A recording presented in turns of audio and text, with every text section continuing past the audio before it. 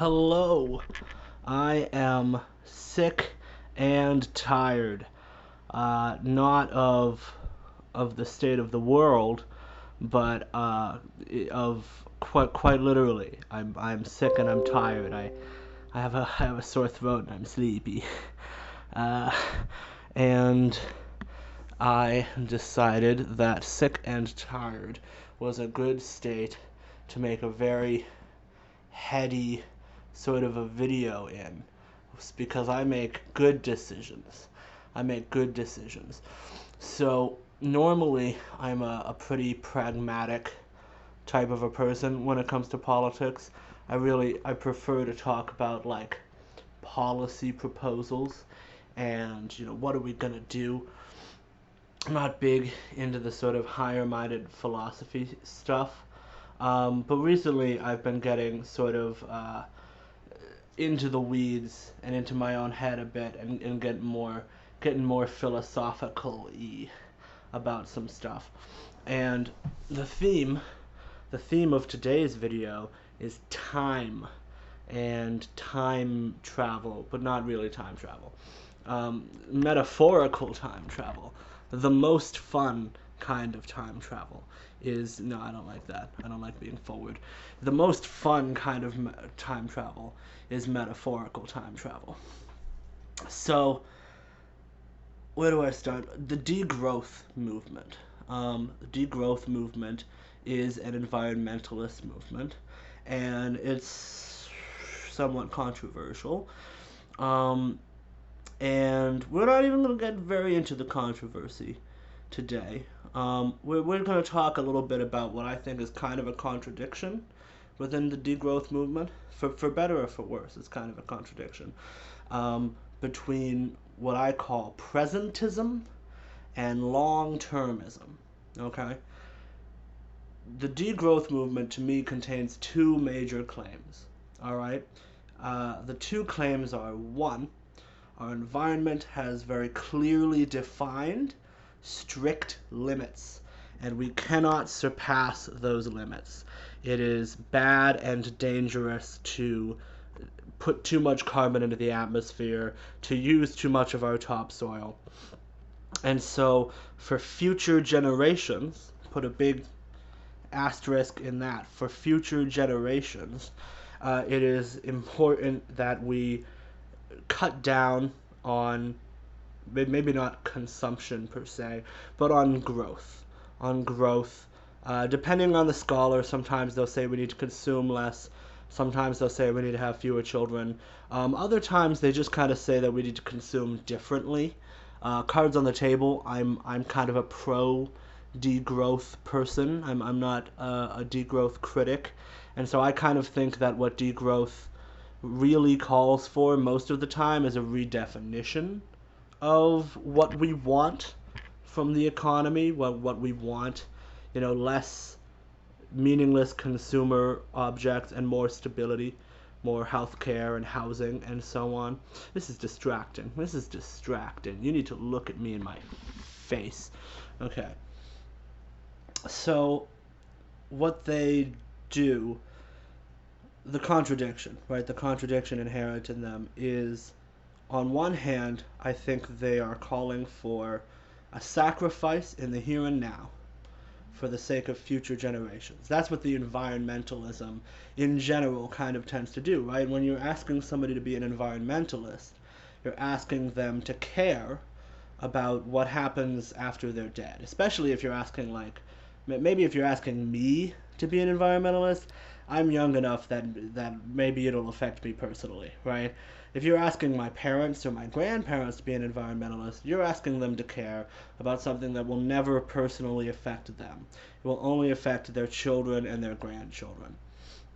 The other part of the degrowth movement is, I think there's a lot of overlap between degrowth and anti-work, right? There's a lot of calls in the degrowth movement for universal basic income, or meeting people's basic needs more universally, more unconditionally, so they don't need to do as much work to have those needs met. There's also a lot of calls for a 32-hour work week, or shortened work days, shortened work weeks, less work in general, which would be both good for the environment because we're kind of being less productive, we're slowing things down, generally speaking, but it would also be good for our well being, for our lives. To slow things down and to work less. I think that would generally be healthy for a lot of people. And it has other points, it decreases unemployment and so on. Um, but there's a contradiction there, right? Because on one hand, I think a lot of the kind of the laziness, and I don't say that as a negative thing. I kind of like laziness. I'm a pretty pro laziness guy. This is a pro laziness channel right here. You can tell that because I'm lounging. I'm lounging as I speak to you right now. This is the laziest possible way to make a video on this subject. So I'm pretty pro laziness, but laziness is almost definitionally presentist, right? We could either force everybody to work like 80 hours a week, right? There's a version of the world in which the state forces us all to work constantly and to give up our entire lives and our well-beings, right? In order to make sure the future is a better place for our children. And then there's another version of the world where maybe we all sit back, relax, and we don't have to do as much, but our children are kind of worse off because of our lack of effort. So I think that's a time question that never gets talked about. We assume, we take for granted that simultaneously maybe it's desirable to work a bit less, maybe it's desirable to leave a brighter world for our children, and we don't actually ask the time question. And there are some people that ask the time question in a little bit of a deeper way. For example, recently, effective altruism has been making a name for itself more and more. Effective altruists are a weird bundle of authors. You've mostly probably seen Sam Bankman-Fried be the face of effective altruism. I don't like making him the face of effective altruism because I think there are a lot of other better authors in the scene, and like leftists especially. I'm kind of a leftist. Leftists recently have really been making effective altruism in their heads into an ideology of the ultra wealthy, a worldview of the rich, which is kind of true because what effective altruism is, for those of you who don't know, is it's an attempt to get the most bang for your buck when donating to charity. And that's where the idea kind of originates and comes from. It's how do you get the most bang for your buck when giving your money away. So in that sense, it is an ideology for the rich. And a lot of the writing, the specific programmatic ideas about where should you give your money, a lot of it has been wrong, I think. I think leftists are right to point out that, like, deworming was not the priority for South Africans, I think it was, or Sub-Saharan Africa, maybe. I don't remember the details, but deworming pills were not the right approach in that scenario. If you know anything about effective altruism, you know what I'm talking about already. That was a proposal for a type of charity that was supposed to be the most effective way to use your money to help the most people possible, and it just wasn't. But I think you can detach the philosophy from the specific predictions. I think it's a mistake to be like, oh, these people said we should be as smart as possible with who we donate our money to because we need to help the most people possible in the biggest way possible, and they were wrong about what charity to donate to. Thus, their whole worldview is wrong. Their whole philosophy is bad. I don't think that's true. And a lot of effective altruist authors have some good ideas, I think. One good idea, The End of Animal Farming. That's a book that I've read. That's an effective altruist adjacent author and book.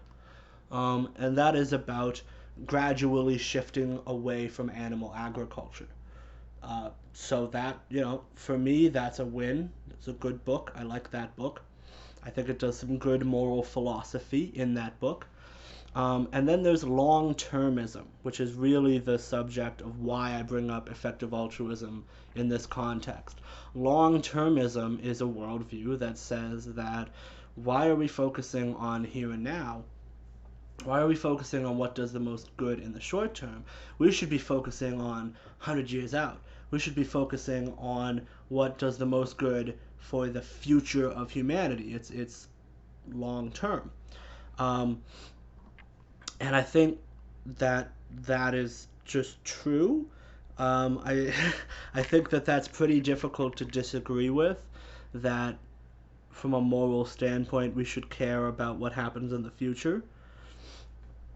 And I think I use that as a pillar in my head of caring about the future. I call it long termism in my mind whenever any worldview has a little sprinkle of we should care about the future in it. And then I call it presentism when we talk about caring about the present. And presentism is also a term that comes from a different sort of philosophic tradition, a niche, weird group of people.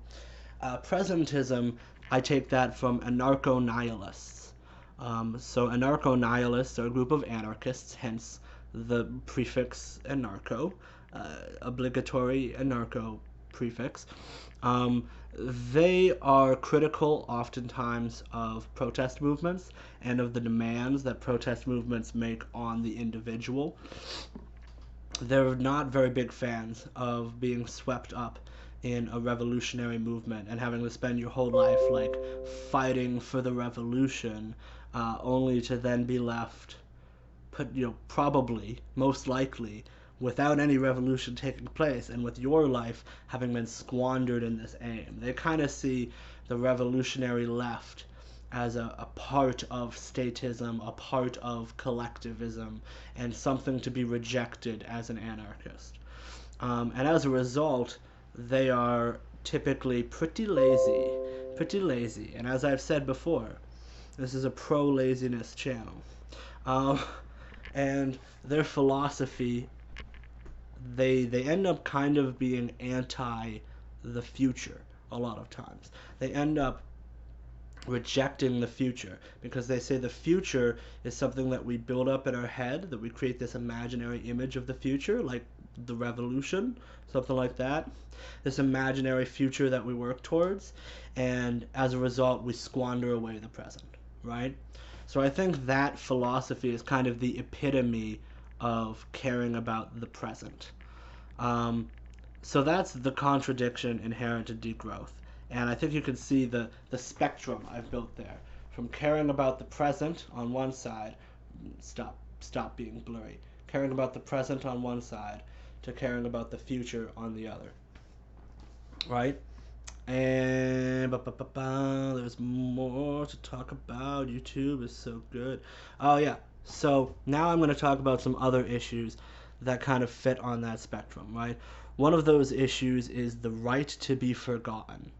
So this is an issue mostly in Europe. As far as I know, we don't have any kind of right to be forgotten here in North America, not in the U.S., not in Canada. This is mostly a European debate. And the idea is pretty simple. You know how they say that when you put something on the internet, it just lives there forever and you can never delete it, and you're going to be embarrassed about that time you pissed yourself in 11th grade for the rest of your life? You know how they say all of that, including the pissed yourself part? Well, the right to be forgotten is the right, a legal right, to erase yourself from the internet. It's a statement that you have a right, kind of for the sake of your privacy, to tell all of these tech companies and what have you on the internet to forget you, to delete you. It's a clear search history, but for the entirety of your presence on the internet.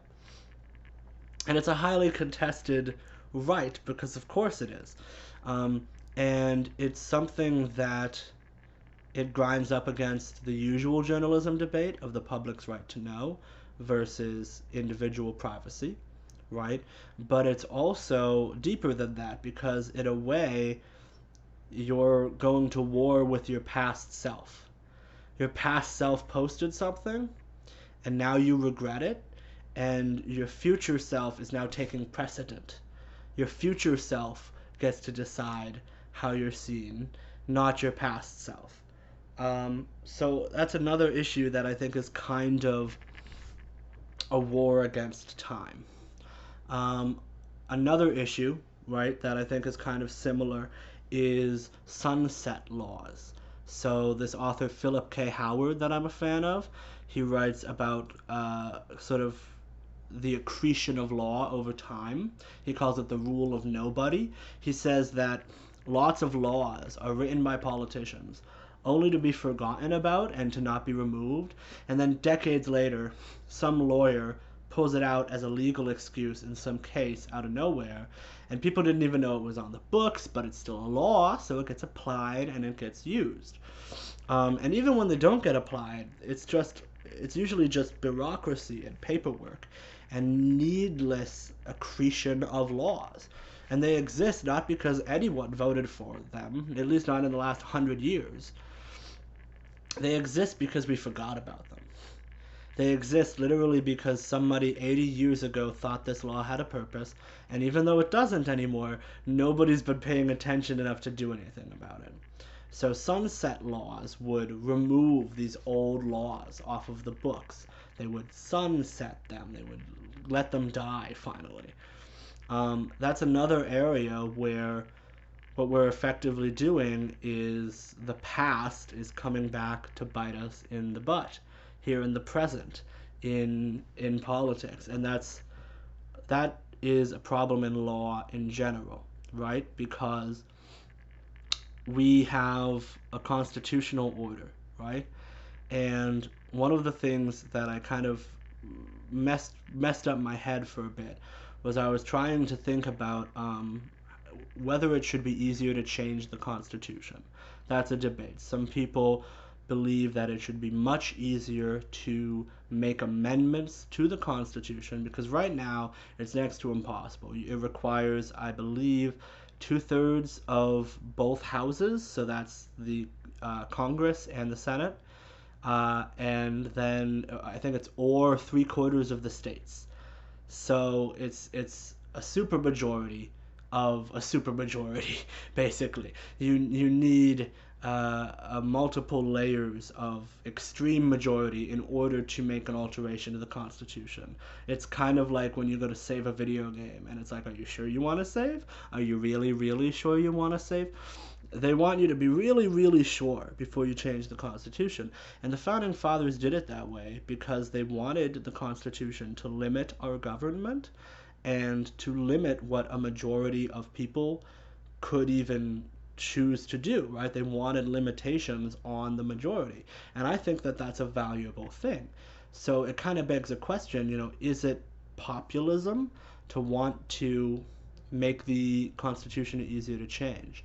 Is it going to mean that we have a system where simple majorities can do whatever they want without checks on them, without individual rights like freedom of speech, without separation of powers enforced by the Supreme Court?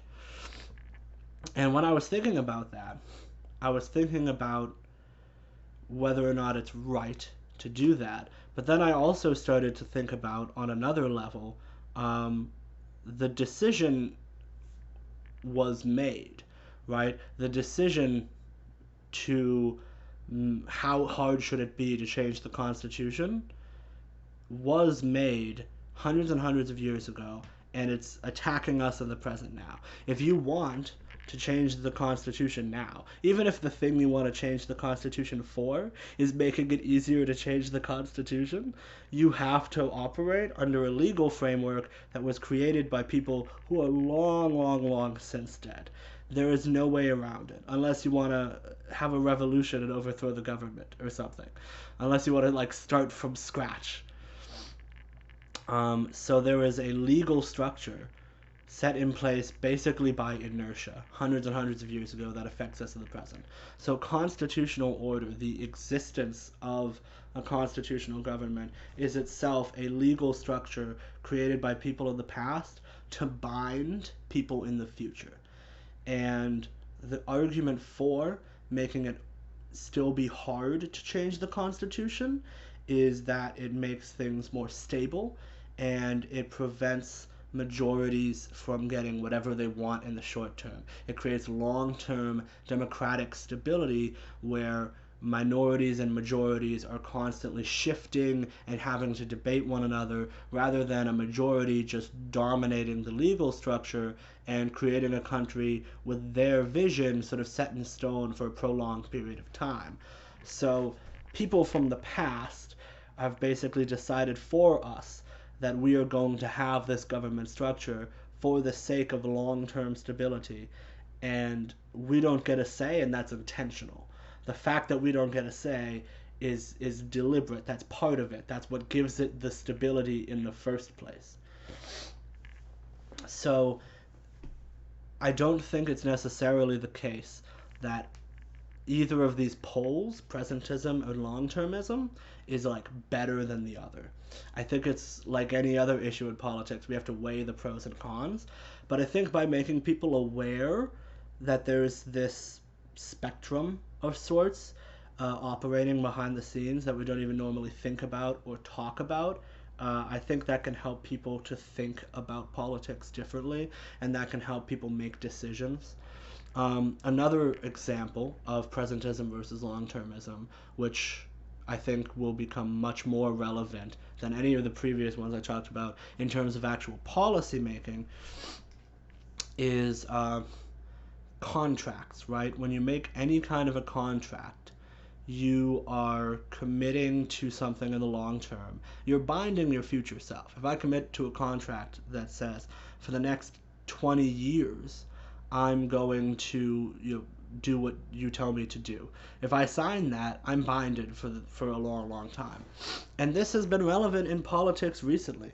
Britney Spears, I forget what the name was for the type of contract that she enrolled in, but those contracts are now hotly debated because of everything that happened to Britney Spears. That's now a big debate. That's like a political issue now.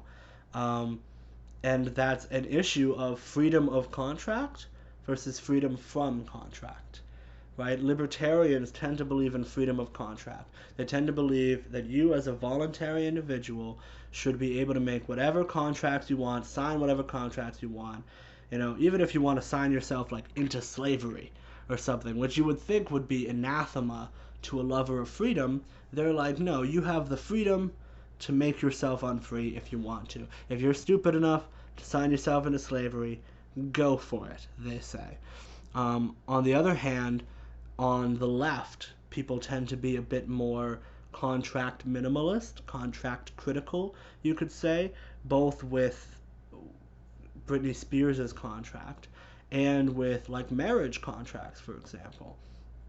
People on the left tend to view the marriage contract as kind of a dangerous thing, because if you're unhappy in your marriage and you want to get a divorce, the marriage contract binds these two people who are unhappy together and forces the child to go through the trauma of living with an angry family who hate each other, which it's been routinely said by the left is much, much worse than the trauma of just getting a divorce and moving on with it. So regardless of how you feel on that particular issue, that's a debate about long-termism and presentism in contracts. That's a debate about how should we relate to our future selves. How much power should me in the present have over me in the future? Which brings me to the next issue here.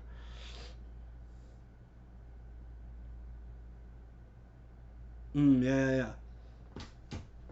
So sometimes I think progressives, they see themselves. I think a big part of progressivism is being on the right side of history.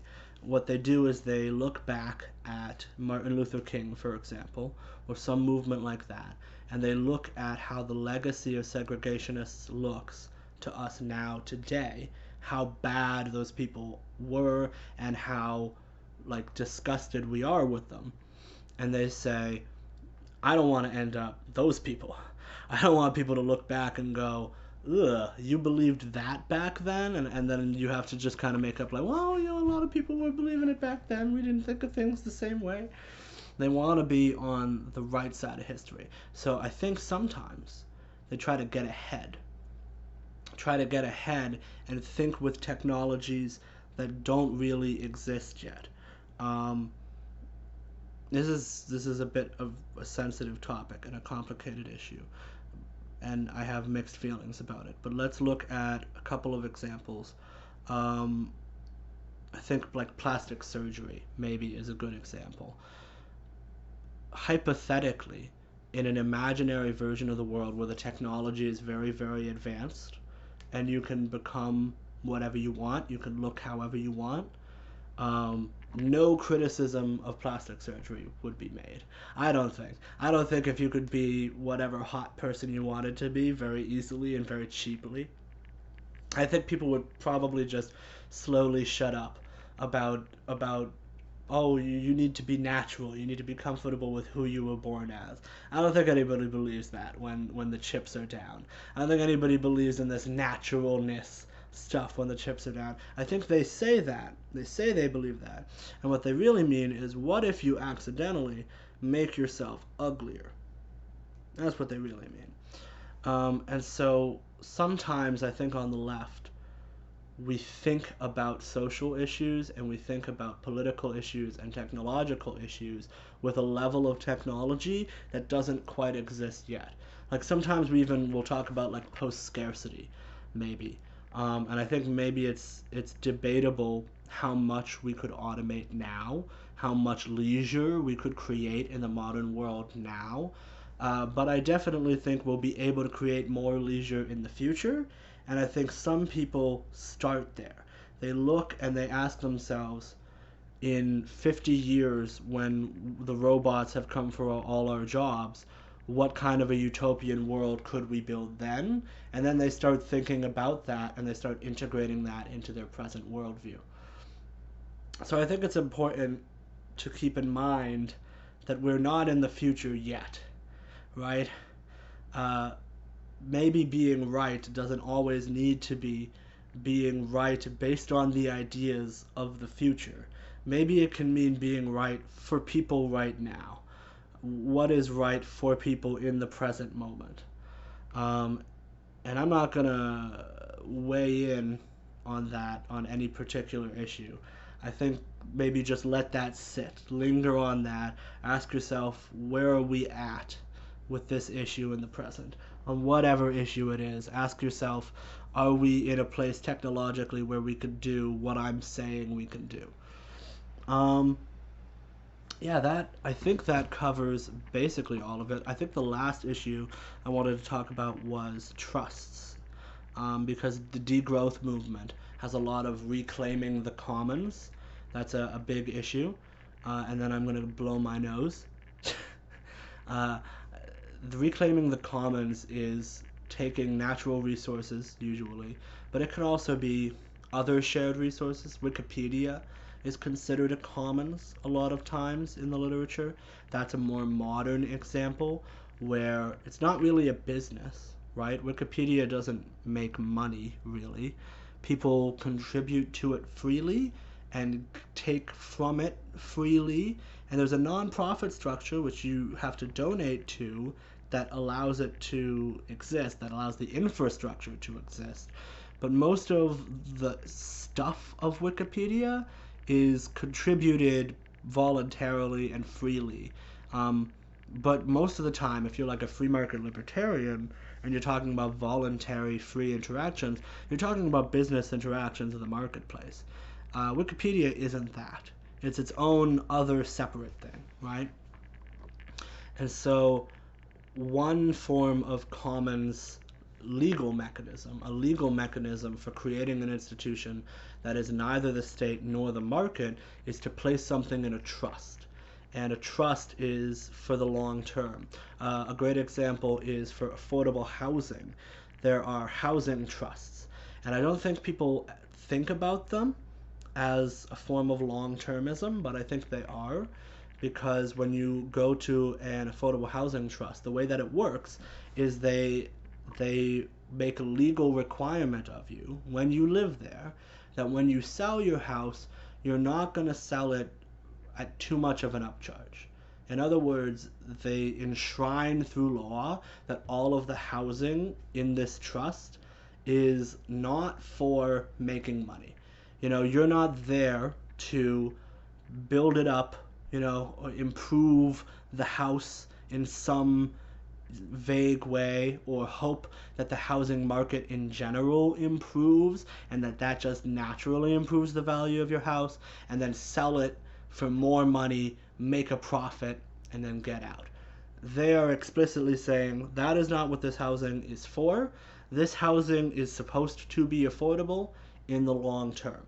This housing is supposed to be just as affordable for the next people who move in as it was for you.